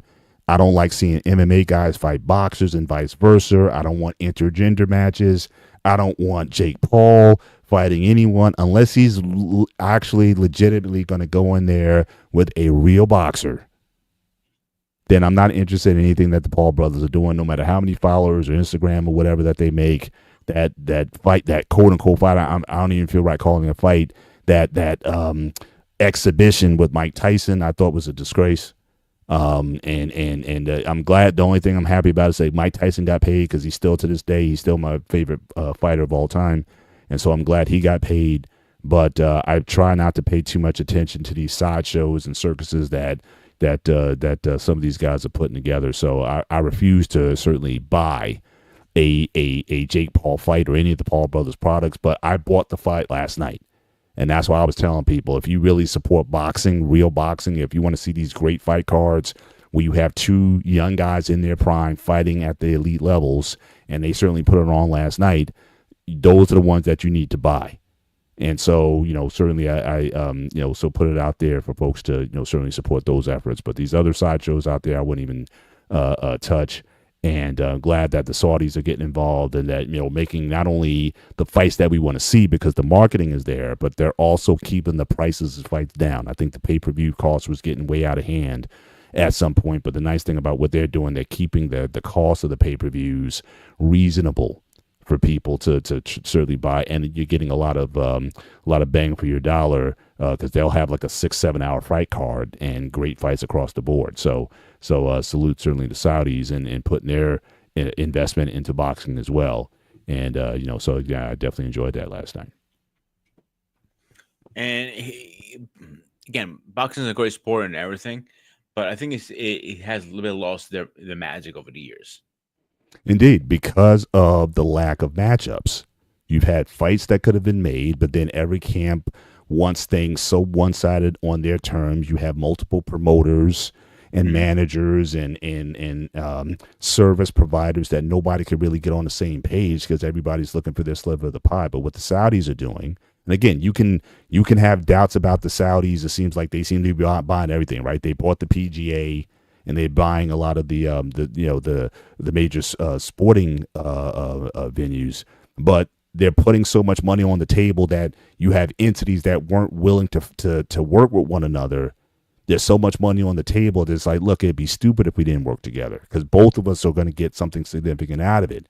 Whereas before, everybody was fighting over nickels and dimes. So I think that, boxing has the opportunity to really capture a lot of its swag that it used to have, especially certainly back in the 80s and the 90s. If you start to make these matchups that the people want to see, people want to see the best fighters fighting the best in their primes, not waiting until a guy's 5 years older and he's past his prime, or not loading it so much where it's like, okay, I get 80% of the money, you get 20% of the money. That they want to actually, put on fights where, again, everybody benefits. And as long as they do that, the product, again, especially if you go back and just see highlights from all of the fights last night. I mean, Rock'em Sock'em Robots, it was last night. Really good competitive action every round of every fight. And so that's certainly something that's worth supporting. MMA, I hear the Israel Adesanya, he lost again last night. He might be done. I think he should probably wrap it up. But typically with MMA, they'll keep rolling guys out there, win or lose, if they think that there's a fan base that'll support them. So it doesn't matter how much the guy gets beat. I mean, they can bring back Conor McGregor tomorrow, who hasn't won a fight in 9 years, and people will still buy. Yeah, and still buy the fight. So I don't know how that business model works, but with boxing, if you have the best in the fighting the best, I think boxing will be fine. And certainly I will look forward to. Certainly look forward to what they're doing, but we're going to keep the lines open. Certainly a little bit longer. Certainly, if anybody wants to come on board and say hi to us, again, the link is certainly in the chat. But again, I just really appreciate just going back to I think I got sidetracked a little bit, but I still remember as just from this conversation that Kings, he was able to land in certain places. So he, you can live a life that, again, doesn't have any regrets, that, he's in a good place. He's really in a good place with Michelle. I honestly, I hope they do take it to the next level, because I think they're great. The chemistry between them is such a wonderful woman. And I met her personally. And I'm not saying King is my best friend or anything like that. I'll tell it to her face. I don't care how she takes it. She is a wonderful woman, and he deserves her. It really does. Mm-hmm. And because King is just a great guy, and he's like, I know people don't really say this out loud about their guy friends, but there's nothing wrong in saying he's a good guy. He's a great father too. Mm-hmm. And I seen him involved too in the last several years. And he's just getting better and better with like wine. He's coming. When I say most guys, you start to come into your, and this is for you also, Pete, because they say a lot of guys, you don't get into your swag, into your real gear until you hit your 40s. It's in your 40s where you're at your top earning potential. And I know for me, going through my 40s was amongst certainly the most maturing times that I had. Where I had to, towards the end of my 40s, that's when I had to start taking care of my parents. I was, well into married life at that time. You had, certainly these adolescent girls. Certainly growing up, I started really taking my fitness even more serious than I did before, and really started to do some things. And 40 is when at that point where I started saying to myself, you know what? Yeah, I'm not too bad. And it just started to grow from there. And then once you started looking at other people in your life who you might have envied at one point in time, then once you hit 40s, you're like, you know what? I don't envy those people anymore, because I'm starting to come into my own, and I'm starting to certainly branch out. So again, 40s, and certainly in this day and age, 40s for men, that is like your prime, where you really, can assess some things in a great way. So I think King, he just turned 40. I think you're turning 40 this year, or you turned 40 already? No, I'm 39. I'm 40 this year. 40 this year. So you're turning 40 this year. So it's like for you, things are just getting started. And so all the things that you want, because I know you want to get married and you want to settle down, and those things are available for you. But as I've been telling you though, the focus on the right woman who can help you get what you want. If you want family and whatnot, you probably shouldn't be dating a woman in her 40s. I'm just saying, it's possible today, but for you, 27, 28, 29, there's nothing wrong with that. You know what I mean? There's nothing wrong with going that route with someone who actually wants kids and wants family. But if she's already like, look, I raised my kids already, and you're asking her a lot. You're asking a lot for her to go kind of back in and say, hey, let's do this again. It's like, that's a risky proposition, but yeah, things do get better, and so again, this could be, this next decade can be very significant in your life, and so I would definitely look forward to that, and everything that you've done up to this point. I mean, the way I look at it, especially again after talking to King tonight, it was meant to be. You're meant to take care of your mom and take care of things around the house, to be the man in your household and whatnot, and to step up, in your family situation and whatnot. But this, again, King is showing that, again, there's still plenty of life to live. And that's one thing that I keep telling myself all the time, that, I want to grow in wisdom, experience, and knowledge, but I do not want to get old. And so even for me, I'm thinking there's still more for me to do. There's still opportunities. There's still things I'm still excited. I'm not thinking about retirement right now. And if anything, I'm thinking about, well, what else I can do with my time. I feel great most of the time.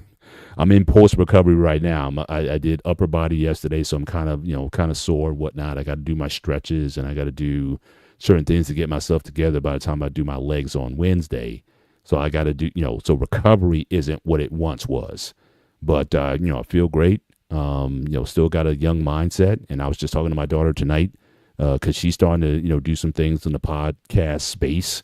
Certainly at the right point in time, I may start to advertise her content, but she told me about, things she's looking to do in this YouTube space as well. So, you may be getting some announcements on that, and Did she start her stuff yet, or no? She's thinking about just starting. She's starting to put some things together. I don't know if she's necessarily like honed in yet. I think she's kind of keeping the subject matter kind of general, but it's definitely is Gen Z based material, and certainly dealing with just people who just come from different perspectives on things. But again, certainly.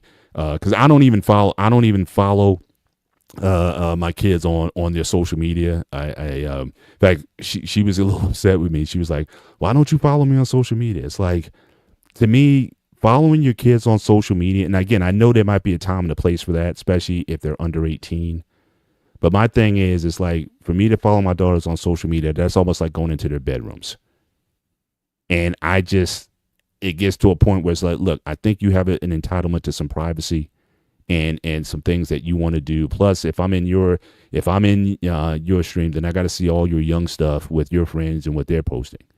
And I just feel like, I don't need to be the old man in the women's bathroom. So have a life to do that stuff. If I haven't raised you well enough now to go out there and not do anything stupid, then I haven't done a good job. So again, you guys already know kind of what the standards is, but at the same time, you're grown women, and so again, I can't say, well, look, I would have did it this way, but again, you got to do it your way as well. So my thing is, you prepare your kids, but they got to go off and be their own people, and so yes, that's one of the reasons I don't follow my kids' content. But my middle one, she's like, how come you don't follow? You should have your space. So I think she respected that.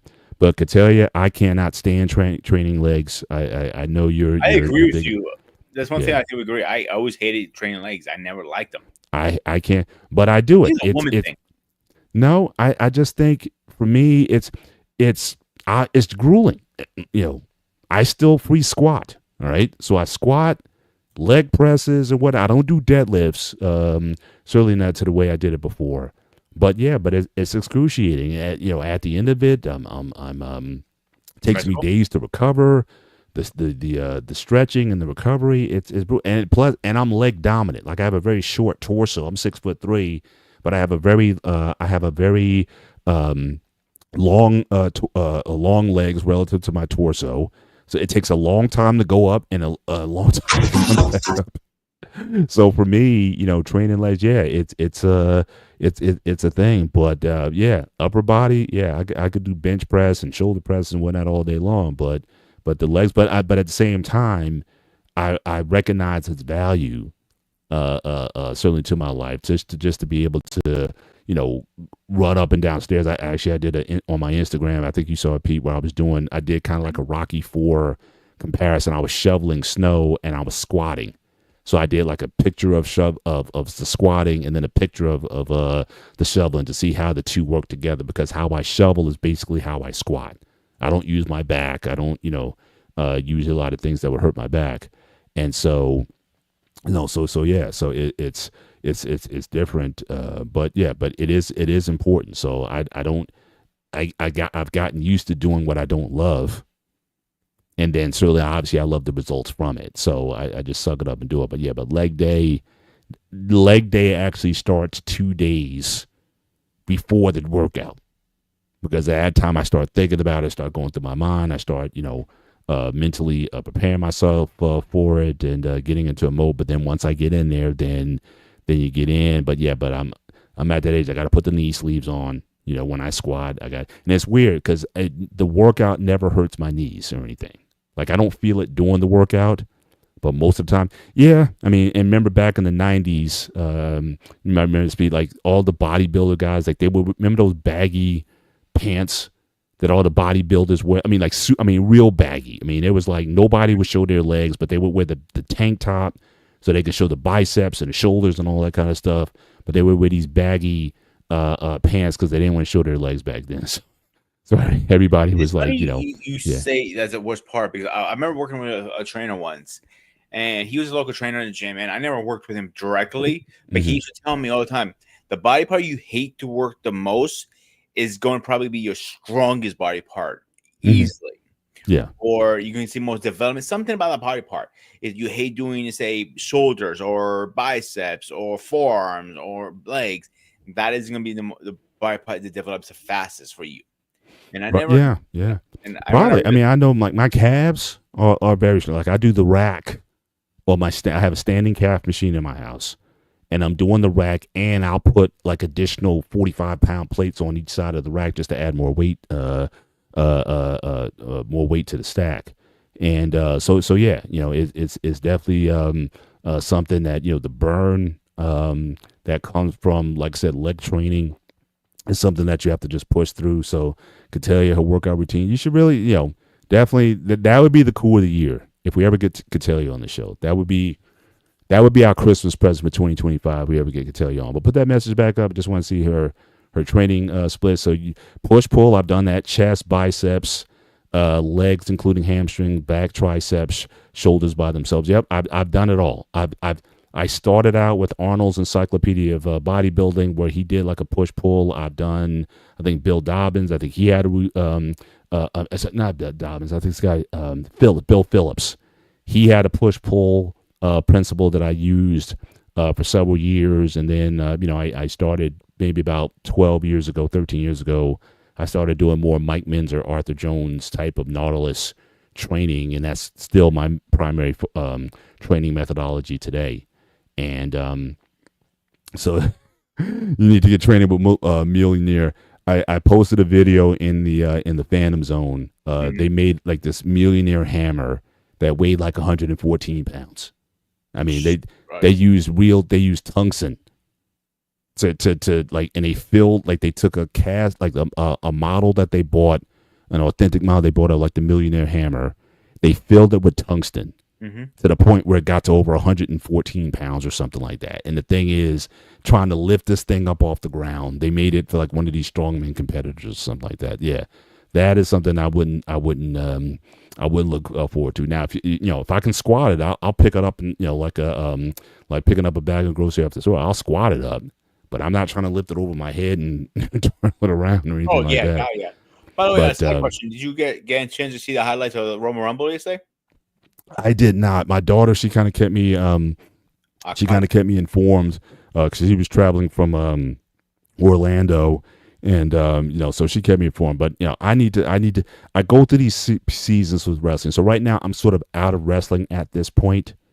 I'm working myself back into it. She's actually talking about in the spring WWE coming back to Madison Square Garden. So either Friday Night SmackDown or something like that. So we're probably going to go again. And then that's when I get re-engaged in it. But she is like a follower. Interestingly enough, though, I also put something in the chat in our group Facebook wrestling group that the NWA, there's this YouTube channel NWA Power that basically it is supposed to be like the lineal heritage of the NWA. Their belt is the classic NWA championship. And so that independent company, I think Nick Goulas, I think is part of that, and so that's something I'll occasionally go in and watch. I know they had a card just recently tonight. Ric Flair was there because this guy, he won the championship, and so Ric Flair was there to essentially give him the belt and all that kind of stuff. So it was pretty. So again, they're definitely sort of keeping that lineage alive in that space right there. But like I said, am I like in my zone in terms of wrestling? Like I said, I go through seasons. I've been out of it for a minute, focus on other things. But yeah, but I'll eventually get back in. I'll get back into it, and start following. Like I said, more than likely, I said my daughter and I will. We'll say right now, I think wrestling right now is the hottest it's been in a very long time. Yeah, because of Triple H, aka Paul Levesque. If it wasn't for him, I think wrestling would probably be on his last leg. To be straight up. Yeah, and he's bringing back stuff. The Saturday night and the main events I hear have been very successful. Oh yeah. So yeah, they're definitely doing things in a big way. Like I said, as soon as I get back into it, then that's probably all I'll talk about for some time. But yourself, are you watching actively or? I catch highlights. I will watch. Now is on Netflix on Monday Night Raw. Mm-hmm. If not watch, I'll at least have it in the background and listen to it as I'm like doing whatever. Gotcha. And I will watch it. I'm more active with it now lately, but I'm not fully active. I'm like a part-timer kind of thing. Yeah. Because I have time. I don't really have all the time to invest. That's the part. Yeah. B is I don't have time to look for each app and they'll try like SmackDown, for example. I already have enough fucking apps. I don't need more on this shit. Yeah. I'm like, pay more. Keep Hogan away. What's wrong with Hogan? No, man, they booed him mercilessly at some recent event or whatever. So he's persona non grata at this it was point. A premiere of on Netflix. Yeah. Yes. Yeah. And booed him out the building. But people, we had this conversation on my Operation Hangout show on my channel, and I'll say it then, I'll say it again. The mentality back then was completely different than it is now. So him to make wire comments, that's how his parents raised him. Not saying it's right, but that is the issue. People need to think that. He did publicly apologize. Listen, this is how I was raised. My bad, guys. Like, it's just built in my brain. But it's beyond that. But it's not just that was obviously something, but just in recent times, political stuff. I mean, stuff, don't feel like I think he should never got involved. That went too far. But yeah, but that's so it's a myriad of things. Certainly at this point, but I think a lot of it is trying to stay relevant. Plus, I think he was trying to sell some beer or something like that. I mean, he has his own company called the Real American Beer. Yeah, I'm like, okay, which didn't come off that well. Failed, obviously. Yeah, he was supposed to be actually before the Roman Grill was whatever his name is, the boxer who had the George Foreman. Yeah, George Foreman. He was the one they were going after actually. Yeah, but it was a communication between his wife, his current ex-wife now, but his current wife at the time, and him was a lot of communication. He said on his show, like, and he was arguing his wife one time. I remember watching Hogan Knows Best, like, you fucked that shit up for me the last time. It could have been millions. You're not fucking this shit up. And I'm like, and the energy drink failed again. Yeah. It seemed Well, like it's like what King was saying tonight. If there's opportunities for you to advance yourself, always try to take those opportunities and not let those things slide. So again, but again, you can, as much you can say that, the flip side of that is, again, how his life ultimately turned out is probably the way it was supposed to turn out. Even when they botched his medical records, that was probably the best thing that happened, because that's how he found out about his medical condition. And he said that saved his life. Yeah. So those are things that, again, you can only worry so much about, things that, what went wrong or what could have been better or whatever. You just have to, learn how to make the most of the life that you have and make it better, and also think forward in terms of how can I make it better than what it is. If you want changes in your life, make the changes. And, it's like a lot of people, especially coming out, and again, this is the only thing I'll say that's even remotely politically related. I know a lot of people who are just worried about, what's going to happen over this next 4 years and things of that nature. At the end of the day, you got to live your life, and you have to plan for your future and the things that are going to be best for you and yours. And so, you can, get so overconsumed with a lot of these things and start to lose perspective on what's really important, the things that are in front of you. And so even in my social media, a lot of that stuff, I turn a lot of that stuff off. Like, I don't watch news, a lot of political news. I just turn a lot of stuff off. And like I said, right now it's about the wife. It's about, now I just learned this past week, it's definitely more about the kids or the young ladies, I should say. They're not kids anymore. They're young ladies, and being more engaged, more in touch with what they're doing, and where they're going. Like I said, I'm going to have one in medical school in August. And so I got to get her ready for that. I had a conversation with her on Friday night, and just realized there that, yeah, I need to be more involved in that as she starts to prepare for this aspect of her life. So it's definitely going to be focusing on the family, focusing on, again, my wife and the things that, we're looking to do together, and those things are important. So that's the space that I occupy, and appreciate that, Lost. And we're gonna be about the business of making sure that we're our best selves in this time. So we coming up on towards the end of the show. Again, no one came up, but again, certainly we'll try to announce in the future when we are going to have a call-in show. Again, we love when the guys come up, even if it's just say hi to us. We appreciate you. We appreciate everybody who was in the chat tonight. We appreciate King for coming up and sharing. Again, I highly encourage you, go back, Talk Tuesday from this past Tuesday night. He was on. He shared a very personal story, certainly of his life. The thing that comes out of a lot of those discussions is that you understand that a lot of people are going through the same things. It's amazing how many men, how many guys can relate and connect their stories of how they grew up, and so certainly that can certainly be an impactful show. So highly encourage you to go back and watch that, but also again watch the King and Me show. Certainly Tuesday nights on his network. Make sure you watch those as well. Again, him and Michelle again have great talk and great dynamic between those two as well. So the thing I want to mention, yeah, if you guys have any questions about any of our guesses, if Paul can answer, I can answer. If neither of us can answer it, we would definitely reach out to one of our guys and answer the questions, because there are probably a lot of questions. And like literally, I'll give you a great example. I just posted on my channel the interview I did with Boss Man when somebody was on a vacation, non-PTO approved, out pointing fingers. But people were asking a lot of questions about the Marine Corps, and I couldn't answer. And before we got on, hey, boss man, do me a favor. Can you go back? Yeah. He goes, yeah, I got you. I really didn't have a choice, but that's a different story. But he went back and took care of those comments for me because I could not answer those questions. It's not, we will get you the answers. You have questions, we have the answers. I always say that to you guys. So if you have any questions about anything about military, please let us know. I'll be happy to contact any of my guys. I talk to them on a daily basis. So trust me, I know the shit I'm enough. I like knowing the shit even more. It's fun. I hear you. Shout out also again, Braxton the Snake Fiend. If I didn't mention you earlier, again, appreciate you being in here tonight also. And but we love doing the show. I love it. Certainly, it's a good start or close, depending on your perspective, to the week.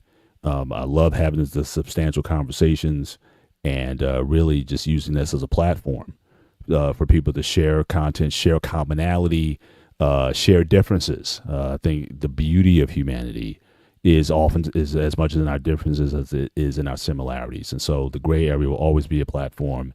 Well, this will be a safe place for people to have conversation, intelligent conversation, thoughtful conversation, respectful conversation, even when we disagree. And that would always be a platform that I think me and Peter, we are in lockstep on. We are brothers in arms on that. And that this will always be a place where we protect that kind of content. So with that, appreciate you. Yes, definitely. Excellent shows all week. Gentlemen, salute to the BMU Network once again for allowing us to have this platform. Again, be sure to tune in to certainly tomorrow night. Our man, R Payne, he's going to have certainly his show. Again, Talk Tuesday, One-on-One Sports Wednesday, and then Standing on Business with our man, Boss Man. I mean, he's been tackling the religious front. And, certainly, again, bold. I mean, you may not agree with everything that he's saying or whatnot, but again, he's making some points. It's a good discussion. I know on last week's show, I had an opportunity to call in and we chopped it up a bit. Certainly looking forward to having that again. But we just want these platforms. Certainly in 2025, we just wanted these to be productive places. You can come and unwind, chop it up sports with us in your frustration. If you think Kansas City, the Super Bowl is rigged, come in and talk to us about it. We're going to give our predictions on the One-on-One Sports Show this coming Wednesday, so you certainly tune in for that. We're going to keep it hush-hush for now. But our predictions on the Super Bowl winners and the scores, we're going to talk about that this Wednesday. But we just appreciate these platforms. So again, before you leave tonight, if you haven't done so already, hit the like button. Certainly, as you leave, go over to the Sparta HQ Network and certainly go there. Go to the King's channel, the King and Me's channel. Again, like and subscribe there. You might find some engaging content. So, but we thank you guys for being with us tonight. Yeah, if you want to break from the everyday grind and you want to talk about like Ninja Turtles or Batman or any of that stuff, Saturday is a place to go. And to hang out. Now, again, I couldn't rock with something like, listen, I might have played a little bit of Mario back in the day, a little Donkey Kong or something like that. Y'all go 10 toes that deep. So I'm like, look, I was telling you the whole night. It's like, man, I don't think I can add much to this combo. I've only owned the last video game system that I owned was an Atari 5200. That's the last one that I bought. That's the thing. So I'm so old when it comes to this sort of thing now. So I stay in my lanes. But if you want to see me in my most animated ever, go back a couple weeks ago on the Sparta HQ Network where we talked about books over movies. There you may see a side of me that you probably never saw before. Actually. Yes. So go back there if you want to. He lost his temper for once. I never seen him lose his temper. I've been fighting this battle my whole life, man. So I let off a little steam. Certainly in that show, so I try to keep it even temperature, but it definitely got. I think I do a movie versus a comic book to see you pissed off. It kind of triggered me a little bit. Well, see, I'm not even gonna go there because you guys are hypocrites, man. So I'm gonna leave that alone. But in any event, thank you once again for joining us on the Gray Area. I'm Mr. Bennett, and he is. This is Sparta. The Ghost of Sparta, aka Peter, aka. This has been the Gray Area. You guys have a great week. Take care. God bless. We'll see you next time.